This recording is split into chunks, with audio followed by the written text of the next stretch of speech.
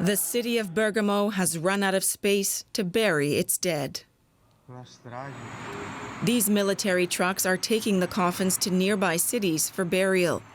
The coronavirus has hit the Lombardy region like no other place in Italy. Names and faces of lost loved ones fill the local papers as the death toll keeps climbing. Physicians and officials are appealing for help. We are in full emergency with this coronavirus pandemic. Our health personnel, nurses, and physicians are working round the clock, countless hours to fight this incredible situation. We do not know how long this pandemic will last.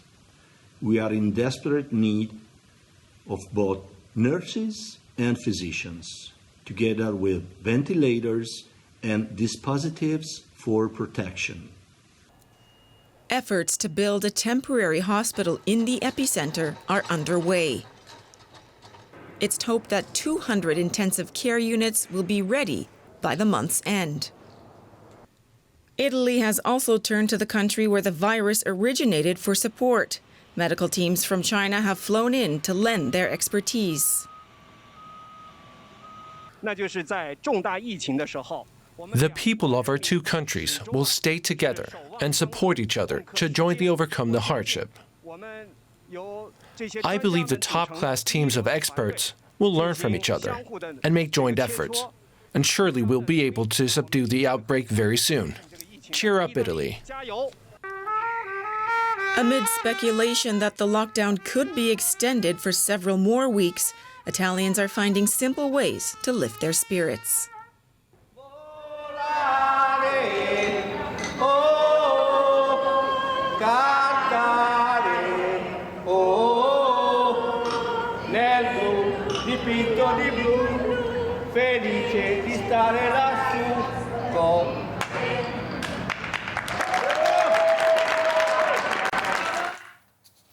Let's bring in journalist Seema Gupta in Rome.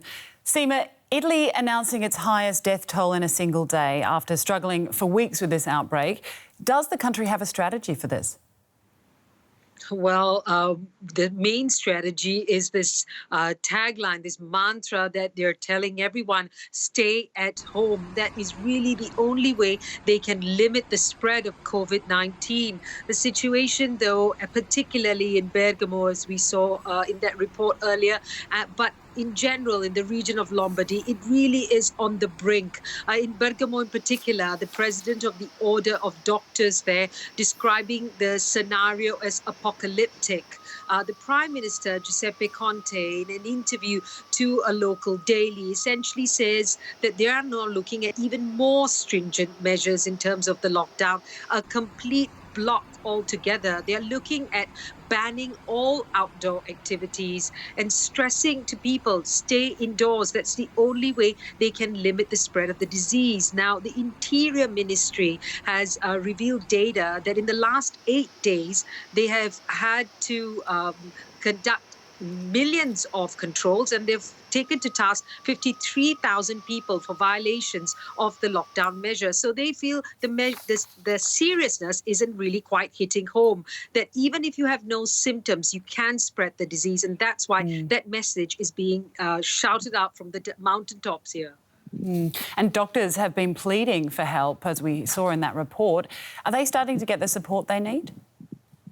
Well, the doctors are really calling out for help, but the situation, as I mentioned, is dire. If you look at Lombardy in particular, from what I understand, the latest figures show that they've already lost 10 doctors to the coronavirus pandemic, and more than 2,600 doctors have been infected with the virus. And that means it becomes difficult for them to actually carry out their work. So yes, they're turning to military doctors. They are fast-tracking the graduation of medical students. They're turning to the private sector. And as we saw, 300 intensive care doctors have arrived from China as well, bringing their expertise from their experience there to the locals here. And what they're asking for as well is more beds and more equipment. It takes a while to get everything there, but the authorities, the government as large, is looking at producing the masks, producing the respirators here in Italy in order to meet this need.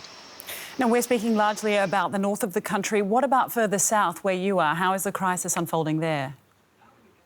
Well, there is concern now here about access to essentials.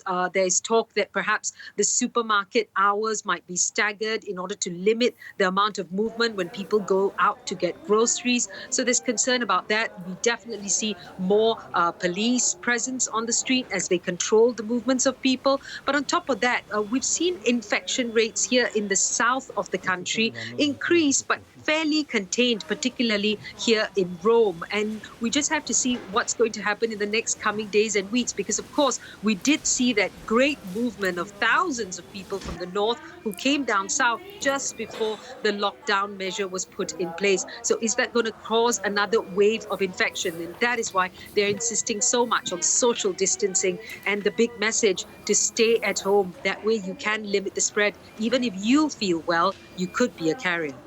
Indeed. Seema Gupta reporting for us in Rome. Thank you. Here in Germany, the Disease Control Centre says the number of confirmed cases has climbed by almost 3,000 in the space of 24 hours. That brings the overall number of infections to 11,000. This as the German Foreign Office launches a major airlift operation to bring home German tourists stranded abroad due to the pandemic. It's estimated around 100,000 Germans are waiting to be repatriated. Many of them were left with little option but to stay put when airlines started grounding flights. Arriving home. On this plane landing in Berlin, tourists returning from Egypt. This was one of the last scheduled flights bringing passengers back to Germany. For many, it was a short vacation. Then came Corona and borders everywhere were closed. Holidaymakers feared they might be stranded. There was chaos at the airport. Some people were not on the list. We too. But with some luck, we managed to get a ticket. We are relieved we could get a seat, of course. About 100,000 Germans are being brought home from around the world. They're returning to a country in suspended animation. The empty airport is just the first sign that everyday life has changed. The taxi drivers here know all about it. Corona destroys everything. What is happening? We never saw anything like this. The drivers are fighting amongst each other, fighting about getting a fare. That is not right. Some wait 4 or 5 hours without getting any business. If we taxi drivers don't work, we don't earn anything. In Egypt alone, 30,000 Germans are waiting for their chance to fly home. The Berlin government is mobilizing 50 million euros to make these flights possible. But passengers will have to pay, a fare equivalent to an economy class ticket. Germany says it may call in the military to deal with the impact of the coronavirus. Defence Minister Annegret Kramp-Karrenbauer outlined plans for the potential role of Bundeswehr troops. That could include repatriating German nationals from crisis regions and supporting medical efforts to treat patients with the virus. Australia and New Zealand have announced they're closing their borders to all visitors to try to stem the spread of the coronavirus. The two nations are only allowing citizens, residents and close family members to enter. The travel ban came into force in New Zealand on Thursday night. Australia's ban will start on Friday. Australia has so far recorded around 600 coronavirus infections, while New Zealand has confirmed almost 30 total cases. Well, let's have a look now at some of the other corona-related developments around the world. The EU's chief Brexit negotiator, Michel Barnier, says he's tested positive for COVID-19, but he tweeted that he's doing well and is in good spirits. Spain reports a big jump in new infections and more than 200 deaths since the day before. Spain's total death toll is now almost 770. In more positive news, China reported no new local cases of the infection on Wednesday for the first time since it began recording them in January. And in India, Prime Minister Narendra Modi is addressing the nation after chairing a high-level meeting on efforts to control the outbreak. Well, for the latest from India, we're joined by our Delhi correspondent, Nimisha Jaiswal. Nimisha, what were the main takeaways from Prime Minister Modi's address? Were there any surprises? Well, Rebecca, the Prime Minister has a reputation for making dramatic announcements when he comes to these national addresses, but this one was not one of them. The Prime Minister mainly focused on encouraging social distancing, asking citizens to stay indoors, asking people above 60, 65 to not go out specifically, and only those who are participating in essential services to step out. But this is entirely voluntary. This is just something he is encouraging people to do. There is no lockdown, there's no shutdown, there's only the measures that were already in place. Schools, colleges remain shut, but no announcements about markets being shut, for example. The one thing the Prime Minister called for is, again, a voluntary but complete lockdown on Sunday. He asked people to not come out of their homes this Sunday for 14 hours. But again, this is entirely voluntary, so nothing specifically shocking from this announcement. He also said that an economic group will be constituted to ensure that people are not too badly impacted by the coronavirus. But that's about all the Prime Minister had to say today. The number of infections in India is still comparatively low given the high population. Are there fears of a surge? Well, Rebecca, the speculation is that the reason the Indian government has moved so quickly in its actions, for example, cancelling all foreign visas, stopping flights coming in from affected areas, and restricting flights coming in from other countries even further over the next week, could be because while the numbers are low, India does not have the capacity perhaps to handle a massive surge in cases. India has amongst the lowest GDP percentage spending on healthcare, and there is concern about a surge in cases that could happen if the patterns of other countries are to be learned from. Now, of course, there's also criticism of the Indian government. While strict measures have been taken, some health experts are saying India is not testing enough. And if there was more testing, it could be found out that India is not at stage 2, which is local transmission as it claims, but could well be at stage 3, which is community transmission. Public spaces in India are different than they are in Europe or China, for instance. What are some of the particular challenges facing India when dealing with this pandemic? Well, definitely, Rebecca. India's population density is over 450 people per square kilometre, and this is over thrice as much as China's. Now, with markets not being shut, we have seen the streets continue to bear a pretty business as usual look, even though there is widespread concern, there is widespread awareness, but many people, especially those from poor socioeconomic backgrounds, feel that they must continue stepping out to earn a living, to earn a daily wage. And this also makes social distancing very difficult. Also in urban spaces like New Delhi and Mumbai, slums and poor areas are actually densely packed. So once again, social distancing can be very difficult. This could again explain why India is moving so fast right now to create these separations, because once the virus gets into these spaces, it would become extremely difficult to contain. Namisha Jaiswal in Delhi, thank you. Taiwan has managed to keep its infection rate far lower than neighbouring countries, despite its proximity to China, where the virus originated. Weeks ago, the island was expected to become the second worst hit region after China, but that didn't happen. So what did Taiwan do right, and how is it coping with the ongoing pandemic? DW's Phoebe Kong sent us this report from Taiwan. Surgical masks and goggles have become part of Dr. Ho's uniform since the coronavirus outbreak began. He was among the first group of doctors in Taiwan to treat suspected patients. That was back in January, when the virus first spread from China across the strait. Taiwan is experienced in understanding China. We know what is reliable and when we should be skeptical. And because Taiwan has long been isolated from the international community, we must take more steps ahead of the crisis and use our own judgment. This is where he ended up sleeping. A dormitory next to the hospital set aside for medical staff like him. For Taiwan, vigilance is the treatment for a disease with no cure. It was hard to identify misinformation at first. I was scared of spreading the virus to my family. I think this has to be a collective effort. If each of us takes very strict precautions ourselves, it eases the burden on the healthcare system. Other than medics and military, students and teachers at high school level and below are now banned from overseas travel. Foreigners are denied entry. But containing the virus is not only about border control. Communities have found themselves on the front line.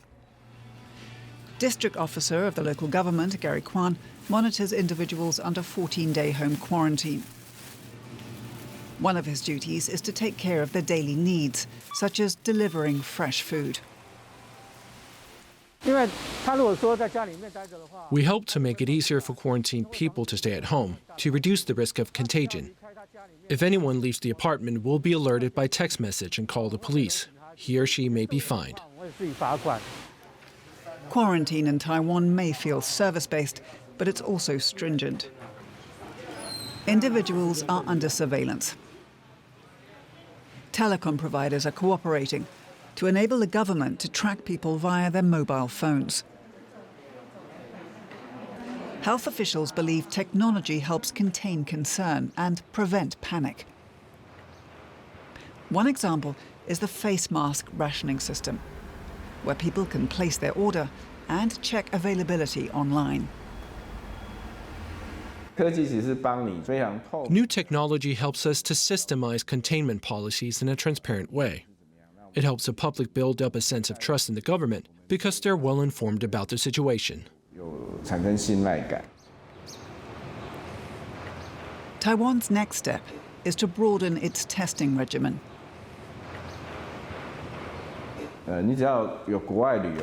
Anyone with overseas travel history, fever, or respiratory symptoms is eligible for testing. According to research, the spread of the virus can be largely contained if 60% of infection chains are broken. We're trying our best to achieve that. The island remains concerned about a potential massive outbreak.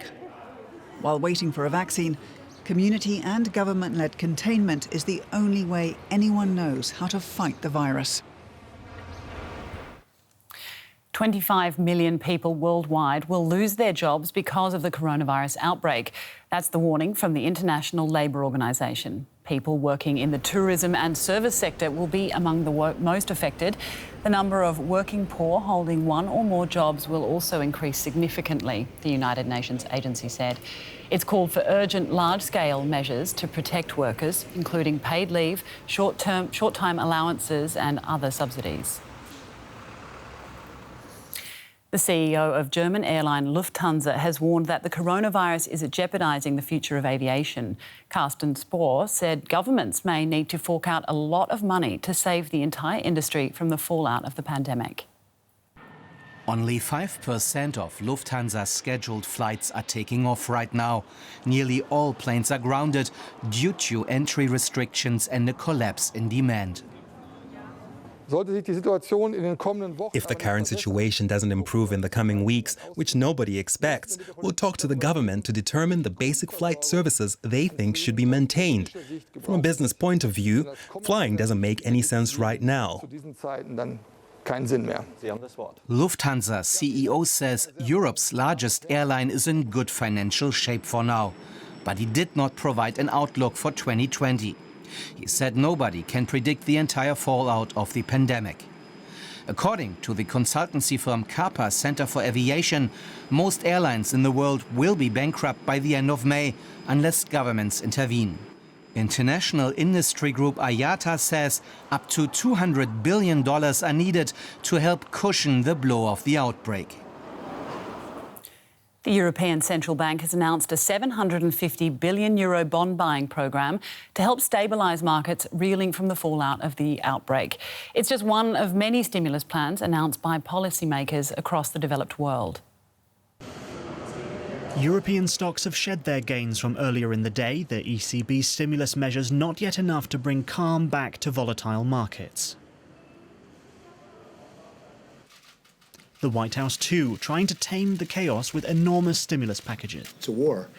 And so, basically, what many of the industries are. What we want to do is we want to make sure they all stay together so that after the war is won, we can immediately go right back up to where we were and even beyond. certain provisions Meanwhile, that will economists allow us say the greater United avenues to States is headed for a recession, as is Europe. Much like the world's second largest economy, China.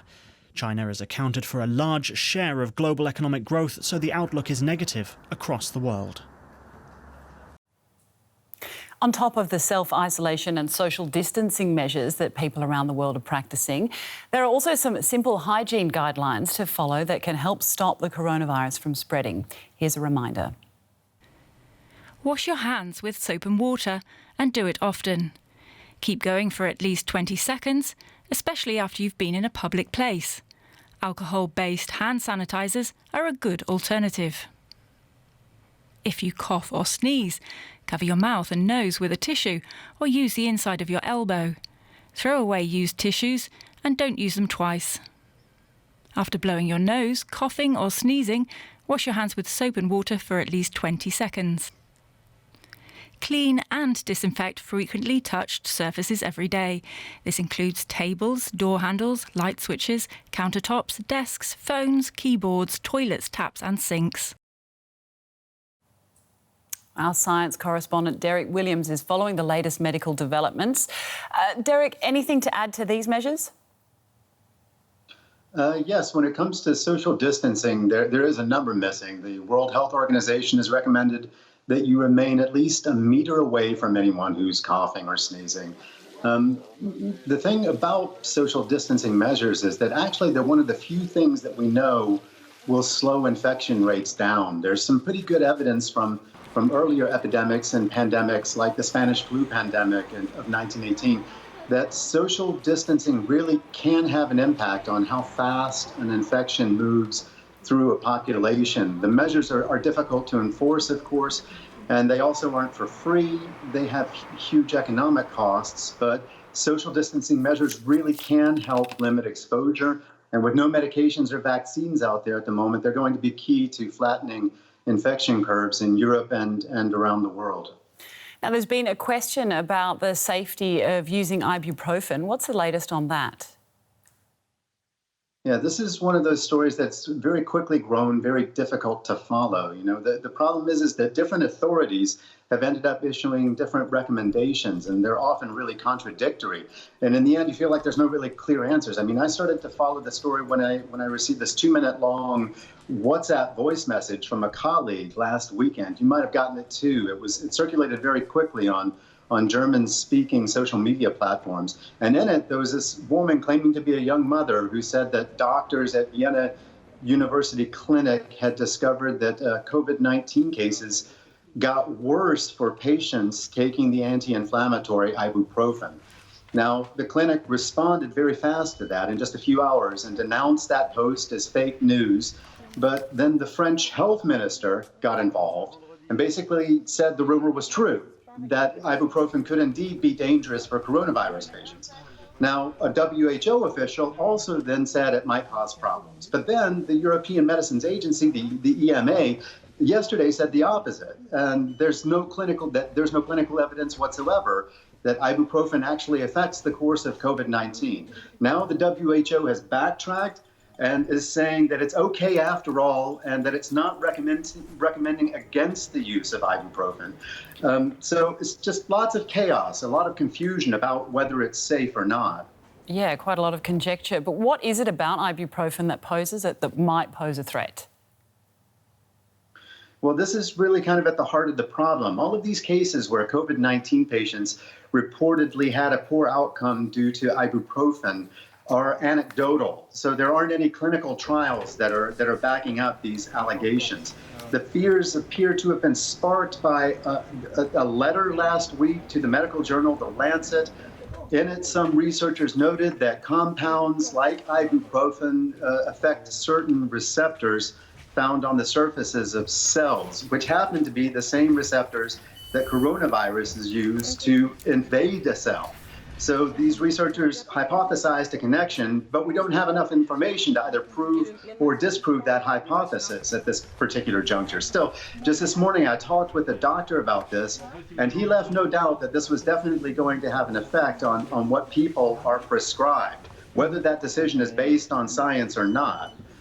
Most physicians from now on are probably going to prefer to err on the side of caution and prescribe other medicines for fever, like paracetamol, which is also called acetaminophen in the US, or often known by its brand name Tylenol. One caution, though, is that at the end, an important point that came up time and time again as we were doing as I was looking into this, is that doctors say that if you take ibuprofen for a chronic condition, you really shouldn't stop taking it from one day to the next, okay? If you talk to your doctor first. Science correspondent Derek Williams, thanks very much for the update.